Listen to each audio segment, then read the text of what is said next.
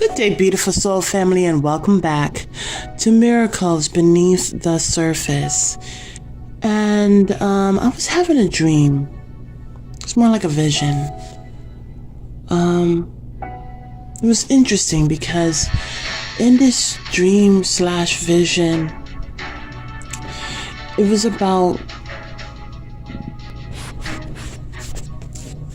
and in this dream slash vision, I'm gonna just say dream. It was about keeping the light on. Now, it wasn't the light throughout the house. It was one light. It was so interesting is that I would say a week ago,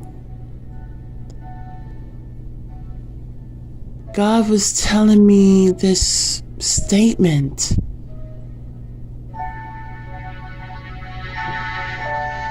Being in darkness with the light on.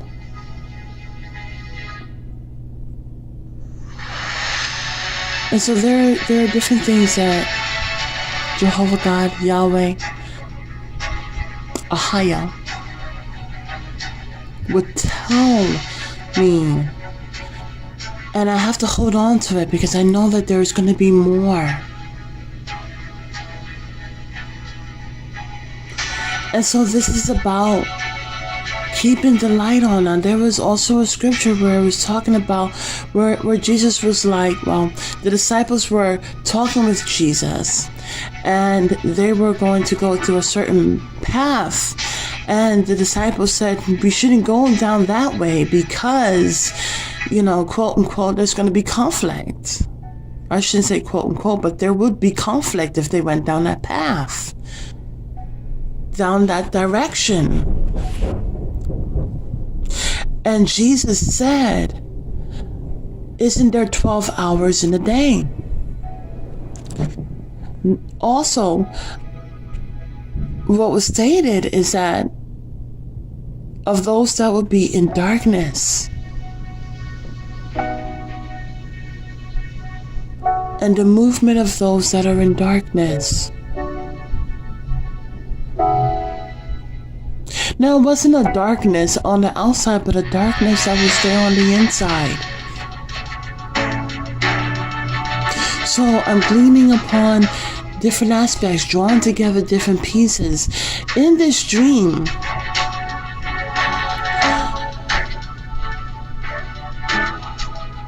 they were afraid of that light going out.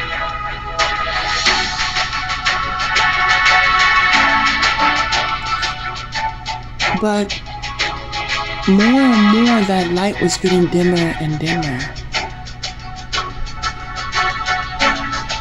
Now there were those that were in the room. I was in the room and I was noticing how it was getting dark, but I knew that the light, I just didn't have a fear of the light going out. And the reason why I didn't fear the light going out is because I know where the light originates.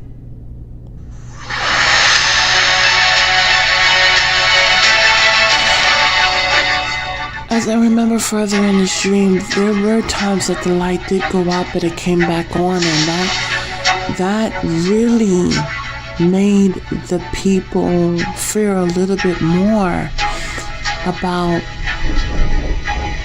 the light going out.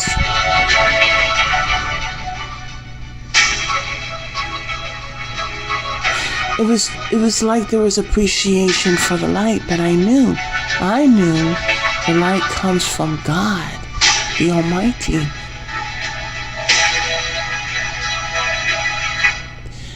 So I wake up.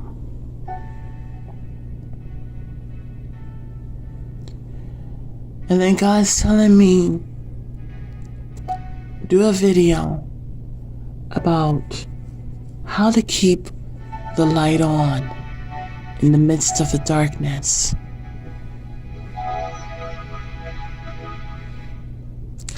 As I speak to you now, God Almighty is telling me that the children of God know how to keep the light on in the midst of the darkness. And you may say, well, we didn't go through an outage. How are they knowing? How are they trained? And the thing is that the children of God, they see differently than the world. They see what's going on spiritually. And they stay in tune with the Bible. They stay in tune with God.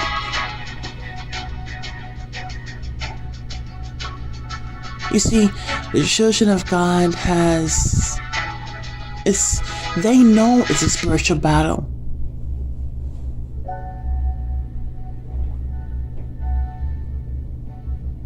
In their life, they have testimony. They can prove that God is ... But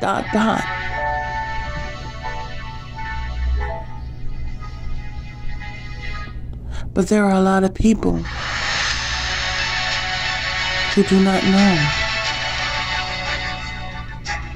So, how do the children of God understand how to be in the midst of the darkness? We didn't go through any outage, right? We didn't go through any global outage. So how could they possibly know? Well, dark times can be seen in so many different ways. A dark time can be a time where it seems like there is no one on your side. A dark time could be when you don't have necessary things, but you have the provisions from the Lord. You may not have extra. You may not be eating lobster meals every night. But God provides. There may be blockages with finances. There may be blockages in different ways. But because God provides, we're not in the dark. Times when, having your back up against the wall, and instead of complaining, you cry out for the Lord, and you are indeed saved.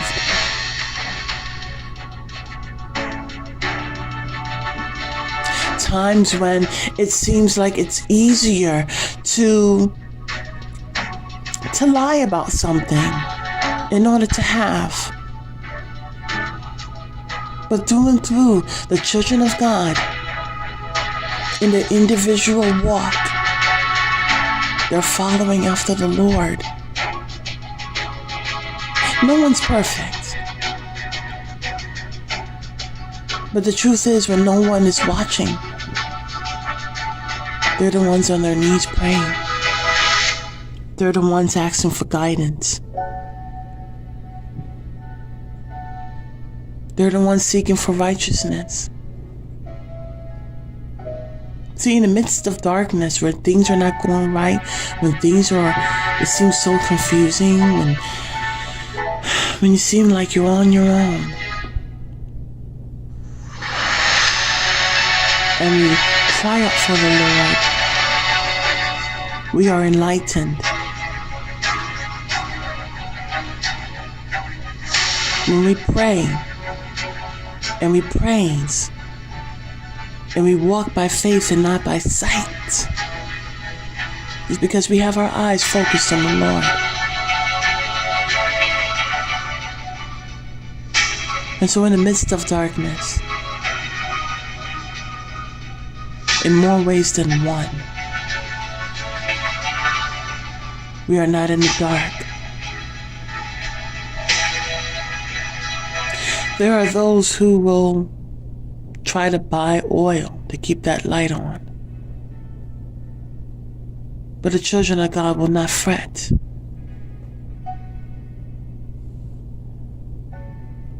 So, what are 3 ways in which we can keep our lights on? One way is found in Genesis chapter 1 and found in Revelations, the first and the last. It's about understanding, where do we get our light from? Is it from the sun? Is it from the moon? Is it from a light bulb? The answer is no. We get our light from God the Almighty, the creator of all things. The next is, okay, well, when we are on the bad path, how do we get on the good path? How do we get on the path that leads to the light? And that is repentance. When we call upon the name of the Lord, not call upon the name of the governments and whoever's taking a stance, a changing of guards, no. But when we call on Jesus the Christ, Yeshua HaMashiach, yes, Son, when we call on the name of the Lord, the Son of God, we shall be saved. The next is understanding that once we're on the path, there is no straddling fence. There is not hopping from one side to another. But there is continuing on walking the path that is narrow. Not following after any temptations, distractions, or disturbances. Walking by faith and not by sight.